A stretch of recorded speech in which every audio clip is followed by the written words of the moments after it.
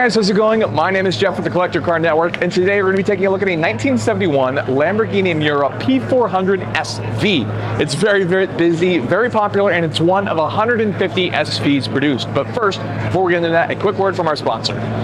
Today's video is sponsored by Land C. Keep tabs on all your valuable assets from the palm of your hand. Remember, with Land C, theft is temporary. Visit landairc.com to order your Land C GPS unit for your classic vehicle. Okay, so behind me is a 1971 Lamborghini Miura P400 SV, and that's just one of 150 produced. You can kind of see the pointy nose. We're a little bit further away because the car is very popular, but we'll be sure to fill this video with B-roll so you guys can see all the goodies of this car. So getting into the details, this is a 1971 Miura SV, which means it's actually the first year of production for the SV, which stands for Spinto Veloce, or essentially super fast. And so this is an upgraded car that features 4 downdraft Weber carburetors that produces a higher horsepower output. So you're looking at about a 3.9 liter V12 that makes about 385 horsepower, about 15 more horsepower than from the factory or the standard Miura P400S. So it's a pretty hot version of the Lamborghini Miura. Now let's talk about the Lamborghini Miura kind of as a whole, and then we'll talk about some of the changes even more going into the SV. So when the Lamborghini Miura first started being produced, it was actually a brainchild of the engineers for Lamborghini. They were building the car outside of Ferruccio Lamborghini's sort of normal standard work hours, working on it as their own self-project. When the Miura first came out in 1966, it was actually one of the fastest production cars on the road. It had a lot of firsts for what we consider supercars even. This would have been the first supercar of the time. So in addition to being the fastest production road car, it was also the first car to have a mid-engine mounted V12. One of the things that makes the engine mounting of the V12 really unique in this particular car is that the engine was actually transverse mounted in the mid section of the car, which transverse just means sideways. So the V12 sits sideways versus a lot of modern V12s that we know of usually do it longitudinally or, sort of front to back when you're looking at how that engine's mounted in the car. So that was already a really unique feature for the car. And when they finally asked for permission for Ferruccio after they showed him what they had been working on in their free time, he finally said yes. All of the young engineers wanted to build a very sporty race car, and so thus they unveiled the Lamborghini Miura being mid-engine, more similar to the race cars of the time and not the street cars. So lots of unique firsts for the car.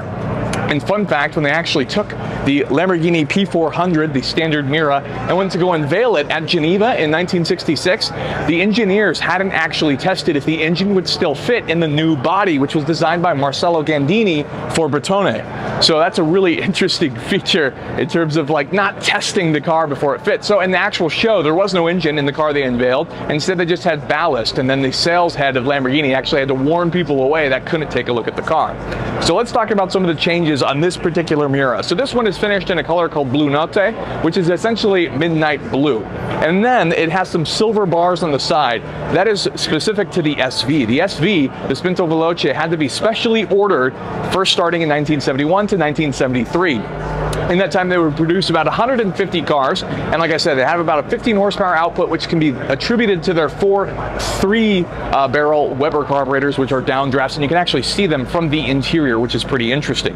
Now, to make that transverse V12 work, one of the things they had to add is they would actually have to design a transmission that would be paired with a differential, essentially building the first transaxle car. So you have a 5-speed manual transmission made into that differential, and you can barely see it tucked into the back because there's really not much space on the Miura. It's a very low, very small car, but it looks absolutely beautiful, perhaps one of the most beautiful cars in the world. So, getting more into some of the changes. The Miura is very famous for the eyelashes that are around the pop-up headlights. So while the headlights are flat and visible, they actually pop up when you turn the headlights on. So a little known fact, even though they are visible, they turn all the way up to actually become useful when you need them at night. But the eyelashes were actually removed for the SV in 1971. So it's one of the easy ways to tell whether you're looking at a standard Miura or an SV, aside from the silver side stripes on the exterior. So gone are the grills, instead a very smooth round finish. We have the silver side stripes, but then we come to the rear, and a lot of people don't know this just by looking at the car. It's really hard to tell, but the rear fenders on the Miura SV have actually been widened, and so what that did is that allowed them to fit larger 9-inch tires in the rear, making it much more accessible to put the power down. And then there were also some miscellaneous suspension changes that were added just to make the car a little bit more performance with the added power, so that you get more money for your buck when you're looking at the SV. Additionally, one last sort of unique feature to the Lamborghini Miura is the fact that the exhaust tailpipes at the very end of the car are actually connected to the body. So when you open up the rear bonnet of the Lamborghini Miura, the exhaust tailpipes actually go down, but if you look at the actual exit for the exhaust, you can see that it stays straight. So the actual finishing tailpipes you see at the end are actually fake. They're there just for looks to make the car, appear and look aggressive, but they're not actually functional. They're not connected to the main exhaust system. So the exhaust system kind of pipes out the exhaust just kind of below the car, and it's kind of, out of your visual eyesight. Lastly, the Miura, of course, was named for a fighting bull and had a very unique emblem. One of the cool things was that the emblem badge actually had some horns on it, again, just reminding you the fighting spirit of the bull. And of course, when you actually open both doors of the Lamborghini Miura, the end side vents actually pop up and it looks like a bull, which is, again, just tons of really cool features. So, Lamborghini Miura, one of the most beautiful cars in the world. 1971 makes it the first production year of the Lamborghini Miura SV. Now, if you guys are looking for a collector car of your own, be sure to check out AutoHunter.com, our online auction with cars going live every single weekday, and ClassicCars.com, which is our online marketplace with cars, over 33,000 cars currently live on the site.